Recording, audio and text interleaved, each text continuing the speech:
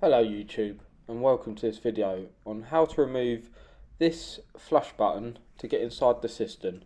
As you can see on top of it, it's got a TC, which stands for Traditional Contemporary. That's the branding of the toilet. So first of all, you want to have a visual inspection, make sure there's no silicone holding it down. If not, pop the front up, have a look. If you can see these rods, then you're safe to pull the cistern up.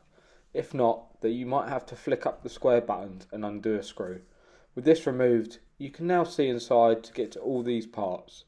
You've got to make sure that the silicone behind is definitely removed before getting inside. Once you're done with everything, just place it back and line it up. So this is a traditional contemporary rectangular toilet cistern flush button. If you've got any other questions, then feel free to leave me a comment and subscribe for more exciting content like this. Thank you.